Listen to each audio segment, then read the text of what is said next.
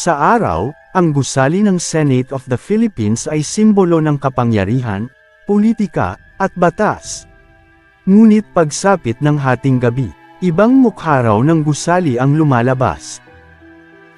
Sa gitna ng may ingay na talumpati, mahahabang investigasyon, at mga desisyong kayang baguhin ang buong bansa, may isa umanong lihim na matagal nang ibinubulong sa loob ng Senado ng Pilipinas. Isang lihim na hindi na isama sa official records. Isang misteryong hindi kailanman napagbotohan. At isang takot na kahit mga security guard, ay ayaw pag-usapan kapag sumasapit ang hating gabi. Ayon sa ilang dating empleyado, janitors, utility workers, at mga gwardyang matagal nang naka-duty sa gusali ng Senate of the Philippines, may mga gabi raw na tila hindi ka nag-iisa sa loob ng building. May mga bagay raw na hindi maipaliwanag.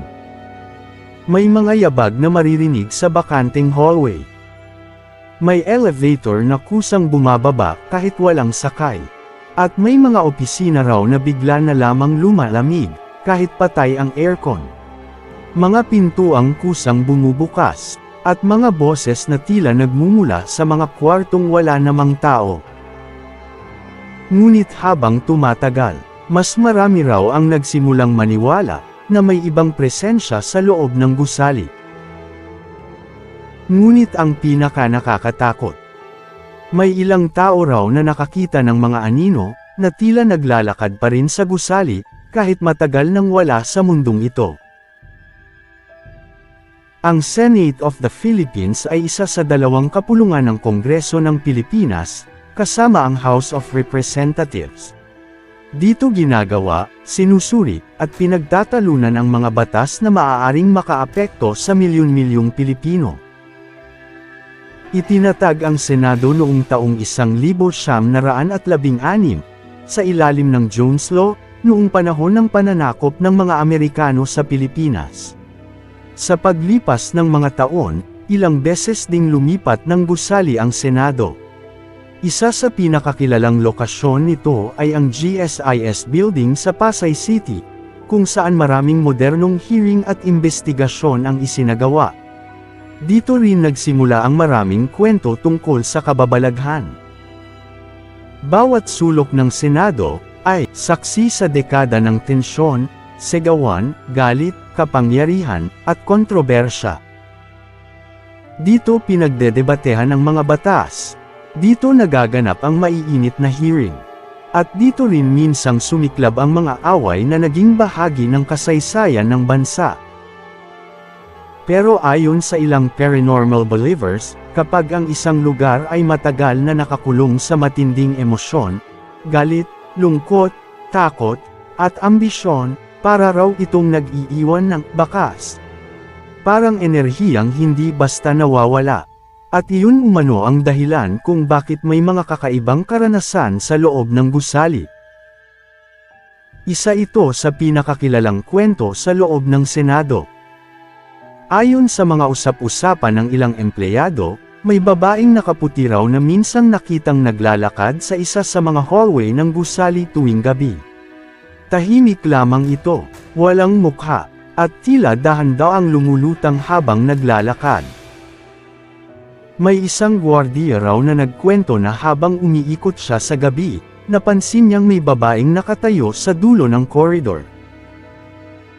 Inakala niyang isa itong empleyadong nag-overtime. Ngunit habang papalapit siya, unti-unti raw itong naglaho, parang usok na nilamon ng hangin. Pagkatapos noon, ilang linggo raw hindi nakapasok sa trabaho ang gwardiya dahil sa matinding takot. May isa pang kwentong paulit-ulit umanong nararanasan ng mga nagtatrabaho sa gabi. Ang elevator.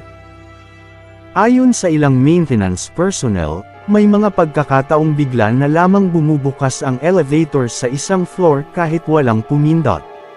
Minsan naman, umaandar ito mag-isa.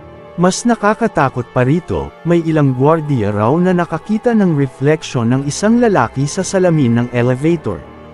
Nakatayo lamang, tahimik, nakayuko, pero kapag lilingan sila sa likod, wala namang tao. Isa sa pinakamabigat na pakiramdam umano sa buong gusali ay matatagpuan sa session hall. May mga technician raw na umiiwas mag-isa rito kapag madaling araw. Dahil may mga pagkakataong kusa raw bumubukas ang mikropono. May upo ang kusang gumagalaw, at mas lalong nakakatakot kapag may naririnig silang static noise, kasunod ang tila mahinang bulungan. Hindi malinaw ang mga salita, parang may mga taong nag-uusap sa malayo. May isang technician pa raw na napaalis agad matapos niyang marinig ang tila bulong ng isang matandang lalaki mula sa speaker system. Paulit-ulit umano nitong sinasabi, hindi pa tapos ang pagdinig. Ngunit nang suriin nila ang buong hall, wala silang nakitang kahit sino. Pagkatapos noon, kusa raw nag-on ang ilang ilaw sa paligid ng hall. Kahit naka-off, umano ang main control panel. Hindi rin nawawala ang mga haka-haka na may ilang bahagi raw ng gusali na dating pinagdausan ng mga trahedya at tensyon sa politika. May mga naniniwalang ang matinding emosyon mula sa mga taong dumaan dito sa loob ng maraming taon ay maaaring naiwan sa lugar. Bagamat walang opisyal na kumpirmasyon tungkol sa mga paranormal na kwento, patuloy pa rin itong ipinapasa-pasa sa mga empleyado, guards, at ilang insiders. At habang tumatagal, mas lalo lamang lumalalim ang misteryo. Isa sa mga pinaka-pinag-uusapang bahagi ng gusali ay ang basement parking area. Sa araw, ordinaryo lamang ito. Ngunit sa gabi, ibang usapan na raw. May mga gwardiya raw na nakakarinig ng tunog ng mataas na takong na tila naglalakad sa sementadong sahig. Pero kapag nilapitan nila ang direksyon ng tunog, wala namang tao. May ilan ding nagsasabing may nakikitang babaeng nakaitim na nakatayo malapit sa isang poste sa basement. Tahimik lamang ito, hindi gumagalaw. At kapag tinapatan ng flashlight, bigla raw nawawala. May isang dating utility worker pa raw na nag-resign matapos umano niyang makita ang isang anino na gumagapang sa dingding ng parking area.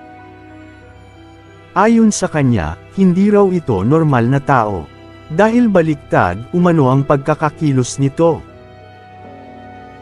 May isang opisina raw sa loob ng gusali na iniiwasan ng ilang empleyado kapag gabi. Hindi raw nila gustong maiwang mag-isa roon. Ayon sa kwento, may mga staff na nakaranas umanong makatulog habang nag-o-overtime, ngunit nagigising sila sa pakiramdam na may nakatingin sa kanila. May isang empleyado raw na nagising na tila may humihinga malapit sa kanyang tenga. Akala niya may katrabaho lamang. Ngunit nang dumilat siya, wala siyang kasama.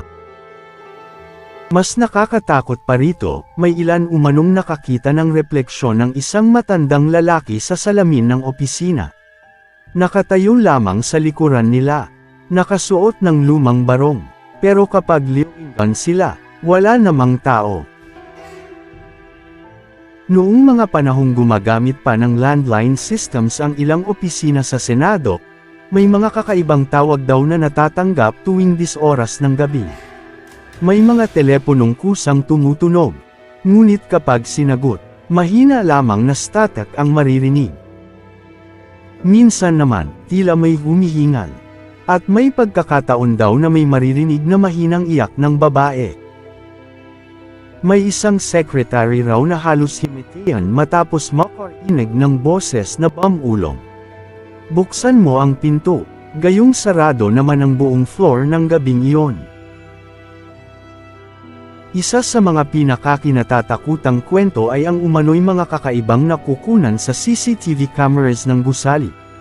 May isang insidente raw kung saan may nakitang anino na dumaan sa hallway bandang 3:00 ng madaling araw. Mukha itong tao, ngunit nang i-review ng mabuti ang footage, tila wala itong paa. May isa pang video raw na nagpapakita ng elevator na paulit-ulit bumubukas sa isang bakanteng floor. Sa tuwing bumubukas ang pinto, Tila may maitim na hugis sa loob. Pero kapag lumalapit na ang gwardiya, nawawala ito.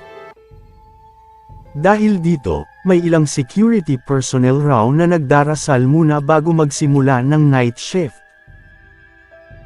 May urban legend pa raw sa loob ng Senado tungkol sa tinatawag nilang third floor entity. Hindi malinaw kung sino o ano ito. Ngunit ayon sa ilang kwento, isa raw itong maitim na figure na nakikita sa dulo ng hallway. Masyado raw itong matangkad, halos sumayad sa kisame, at wala raw itong mukha. May isang janitor daw na nakakita rito habang naglilinis ng CR madaling araw. Nang mapansin raw siya ng nilalang, unti-unti umano itong lumapit. Hindi raw ito naglalakad. Parang dumudulas lamang sa sahig. Iniwan daw ng janitor ang kanyang cleaning materials at tumakbo palabas ng floor. At simula noon, hindi na raw siya bumalik sa night duty. May ilan ding naniniwala na ang mga paranormal na kwento sa Senado ay konektado sa matitinding political tensions, kontrobersya, at trahedyang naganap sa kasaysayan ng bansa. Ayon sa mga paranormal believers, ang matinding emosyon raw, galit, ambisyon, takot, at lungkot, ay maaaring kumapit sa isang lugar. At sa loob ng dekada ng politika, maaaring may mga enerhiyang naiwan sa gusali. May mga empleyado raw na nagsasabing may nararamdaman silang mabigat na presensya sa ilang conference rooms kapag gabi.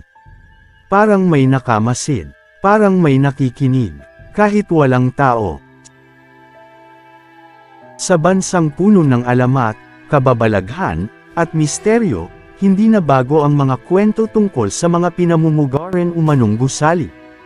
Pero marahil ang pinaka nakakatakot sa lahat, ay ang ideyang kahit sa lugar ng kapangyarihan at batas, may mga bagay pa ring hindi kayang ipaliwanag ng tao. At hanggang ngayon, kapag humihina ang ilaw sa loob ng Senado, kapag tahimik na ang buong gusali, at kapag wala nang naririnig kundi mahinang ugong ng aircon sa dilim, may ilan pa ring naniniwala na hindi lahat ng nasa loob ng Senado ay buhay. Hanggang ngayon, walang opisyal na kumpirmasyon tungkol sa mga paranormal stories sa Senado.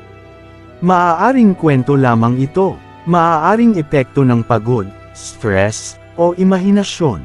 Ngunit para sa mga taong nagsasabing nakaranas nito, iba raw ang pakiramdam kapag ikaw na mismo ang nasa loob ng gusali habang tahimik ang buong paligid.